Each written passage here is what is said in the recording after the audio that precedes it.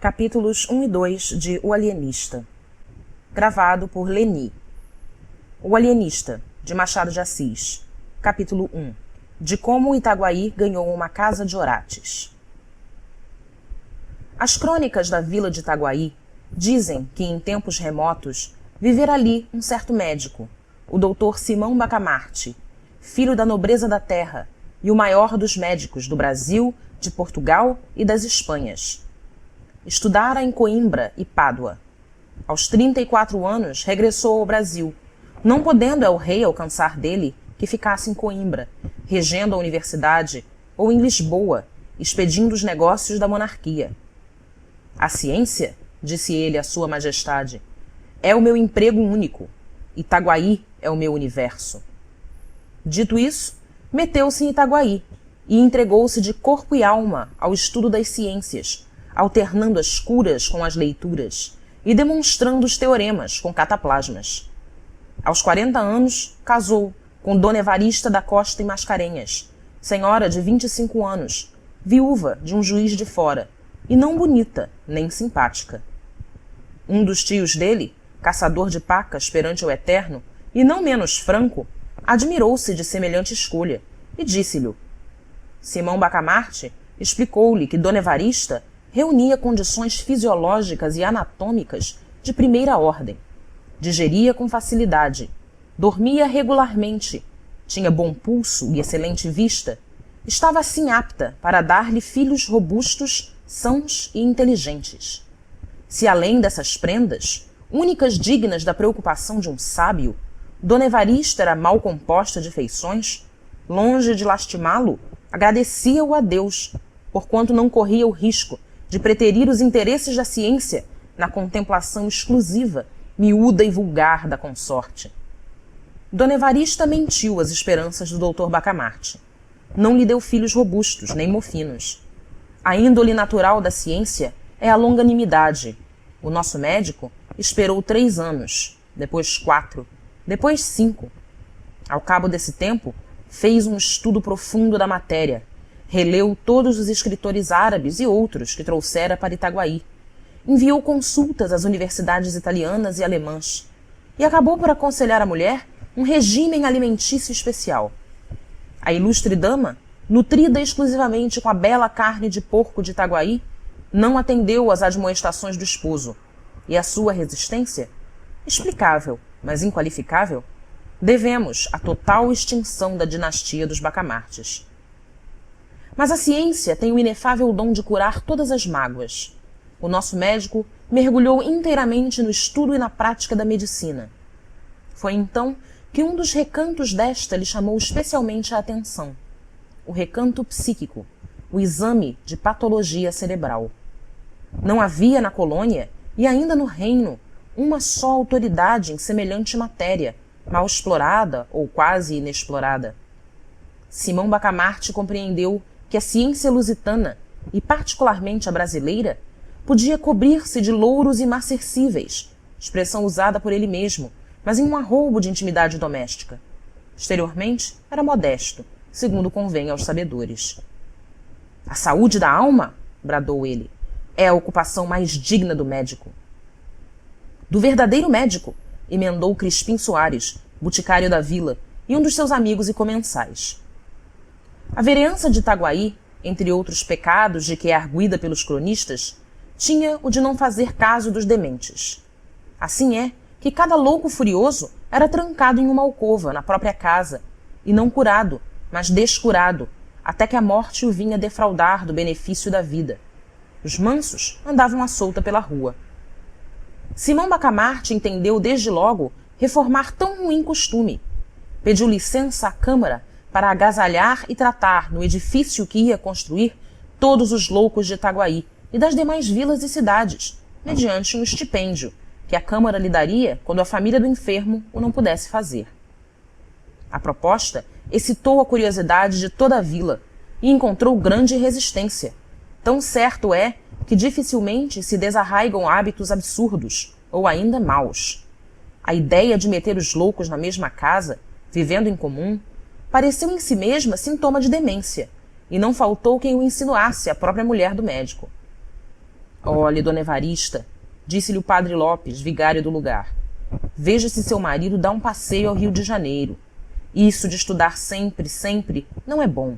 Vira o juízo. Dona Evarista ficou aterrada. Foi ter com o marido.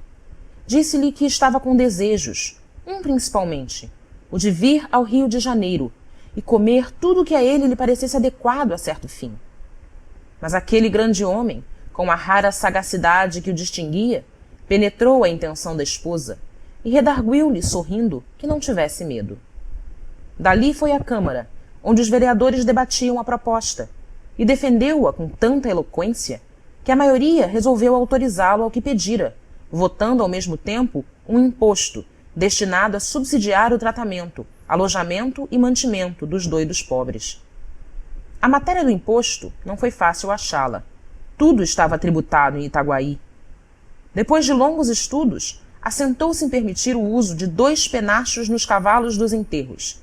Quem quisesse emplumar os cavalos de um coche mortuário pagaria 2 tostões à Câmara, repetindo-se tantas vezes esta quantia quantas fossem as horas decorridas entre a do falecimento e da última bênção da sepultura.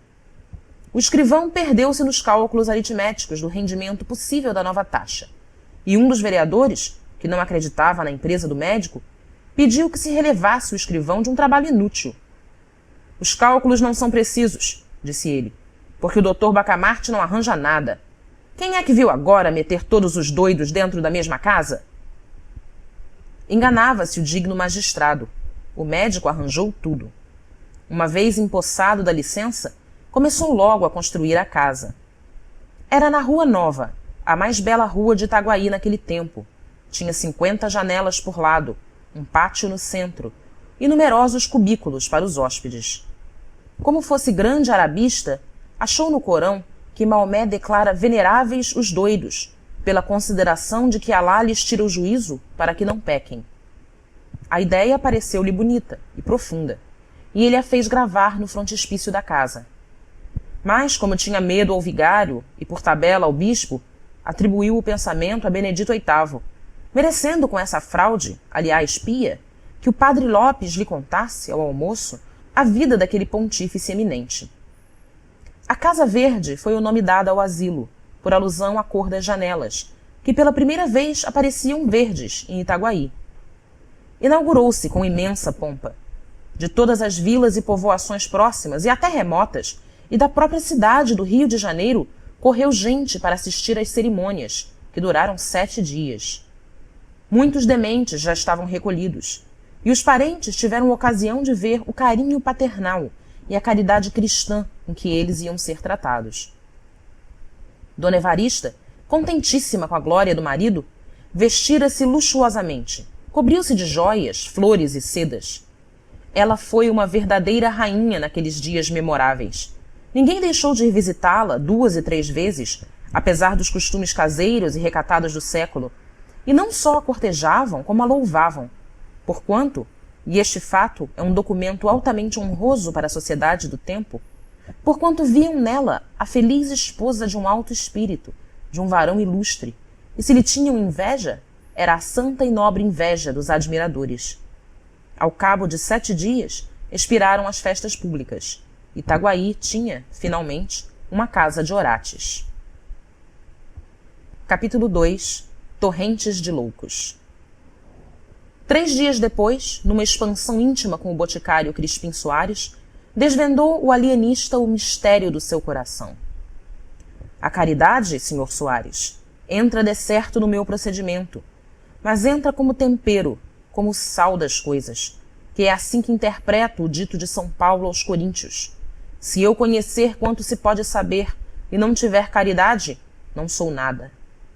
O principal nesta minha obra da Casa Verde é estudar profundamente a loucura, os seus diversos graus, classificar-lhes os casos, descobrir enfim a causa do fenômeno e o remédio universal. Este é o mistério do meu coração. Creio que com isto presto um bom serviço à humanidade. Um excelente serviço, corrigiu o boticário. Sem este asilo, continuou o alienista, pouco poderia fazer. Ele dá-me, porém, muito maior campo aos meus estudos. Muito maior, acrescentou o outro. E tinha razão.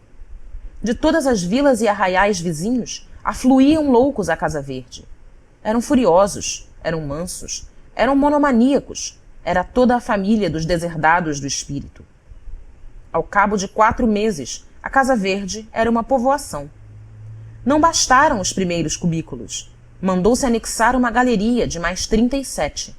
O padre Lopes confessou que não imaginara a existência de tantos doidos no mundo, e menos ainda o inexplicável de alguns casos. Por exemplo, um rapaz bronco e vilão, que todos os dias, depois do almoço, fazia regularmente um discurso acadêmico, ornado de tropos, de antíteses, de apóstrofes, com seus recamos de grego e latim e suas borlas de Cícero, Apuleio e Tertuliano. O vigário não queria acabar de crer que um rapaz que ele vira 3 meses antes jogando peteca na rua. Não digo que não, respondia-lhe o alienista.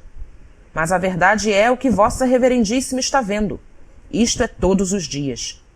Quanto a mim, tornou o vigário, só se pode explicar pela confusão das línguas na Torre de Babel, segundo nos conta a Escritura. Provavelmente, confundidas antigamente as línguas, é fácil trocá-las agora, desde que a razão não trabalhe. Essa pode ser, com efeito, a explicação divina do fenômeno, concordou o alienista, depois de refletir um instante. Mas não é impossível que haja também alguma razão humana e puramente científica, e disso trato. Vá que seja, e fico ansioso. Realmente. Os loucos por amor eram 3 ou 4, mas só 2 espantavam pelo curioso do delírio. O primeiro, um falcão, rapaz de 25 anos, supunha-se estrela d'alva. Abria os braços e alargava as pernas, para dar-lhes certa feição de raios, e ficava assim, horas esquecidas, a perguntar se o sol já tinha saído para ele recolher-se. O outro andava sempre, à roda das salas ou do pátio, ao longo dos corredores, à procura do fim do mundo. Era um desgraçado, a quem a mulher deixou por seguir um peralvilho. Mal descobrira a fuga, armou-se de uma garrucha e saiu-lhes no encalço. Achou-os 2 horas depois, ao pé de uma lagoa. Matou-os a ambos com os maiores requintes de crueldade. O ciúme satisfez-se, mas o vingado estava louco. E então começou aquela ânsia de ir ao fim do mundo, à cata dos fugitivos. A mania das grandezas tinha exemplares notáveis. O mais notável era um pobre diabo, filho de um algibebe, que narrava às paredes, porque não olhava nunca para nenhuma pessoa, toda a sua genealogia, que era esta. Deus engendrou um ovo, o ovo engendrou a espada engendrou Davi engendrou a púrpura engendrou o duque engendrou o marquês engendrou o conde, que sou eu. Dava uma pancada na testa, um estalo com os dedos, e repetia 5, 6 vezes seguidas. Deus engendrou um ovo, o ovo, etc. Outro da mesma espécie era um escrivão, que se vendia por mordomo do rei. Outro era um boiadeiro de Minas, cuja mania era distribuir boiadas a toda a gente. Dava 300 cabeças a um, 600 a outro, 1.200 a outro e não acabava mais. Não falo dos casos de monomania religiosa. Apenas citarei um sujeito, que chamando-se João de Deus, dizia agora ser o Deus João, e prometia o reino dos céus a quem o adorasse, e as penas do inferno aos outros. E depois desse, o licenciado Garcia, que não dizia nada, porque imaginava que no dia em que chegasse a proferir uma só palavra, todas as estrelas se despegariam do céu e abrasariam a terra. Tal era o poder que recebera de Deus. Assim o escrevia ele no papel que o alienista lhe mandava dar, menos por caridade do que por interesse científico. Que, na verdade, a paciência do alienista era ainda mais extraordinária do que todas as manias hospedadas na Casa Verde, nada menos que assombrosa. Simão Bacamarte começou por organizar um pessoal de administração e, aceitando essa ideia ao boticário Crispim Soares, aceitou-lhe também 2 sobrinhos, a quem incumbiu da execução de um regimento que lhes deu, aprovado pela Câmara, da distribuição da comida e da roupa, e assim também da escrita, etc. Era o melhor que podia fazer, para somente cuidar do seu ofício. A Casa Verde, disse ele ao vigário, é agora uma espécie de mundo, em que há o governo temporal e o governo espiritual. e o padre Lopes ria deste pio trocado. E acrescentava, com o único fim de dizer também uma chalaça: deixe estar, que hei de mandá-lo denunciar ao Papa. Uma vez desonerado da administração, o alienista procedeu a uma vasta classificação dos seus enfermos. Dividiu-os primeiramente em duas classes principais, os furiosos e os mansos. Daí passou às subclasses, monomanias, delírios, alucinações diversas. Isto feito, começou um estudo apurado e contínuo. Analisava os hábitos de cada louco, as horas de acesso, as aversões, as simpatias, as palavras, os gestos, as tendências. Inquiria da vida dos enfermos, profissão, costumes, circunstâncias da revelação mórbida, acidentes da infância e da mocidade, doenças de outra espécie, antecedentes na família, uma devassa, enfim, como a não faria o mais atilado corregedor. E cada dia notava uma observação nova, uma descoberta interessante, um fenômeno extraordinário. Ao mesmo tempo, estudava o melhor regime, as substâncias medicamentosas, os meios curativos e os meios paliativos, não só os que vinham nos seus amados árabes, como os que ele mesmo descobria, à força de sagacidade e paciência. Ora, todo esse trabalho levava-lhe o melhor e o mais do tempo. Mal dormia e mal comia. E, ainda comendo, era como se trabalhasse, porque ora interrogava um texto antigo, ora ruminava uma questão, e ia, muitas vezes, de um cabo a outro do jantar, sem dizer uma só palavra a Dona Evarista. Fim do capítulo 2.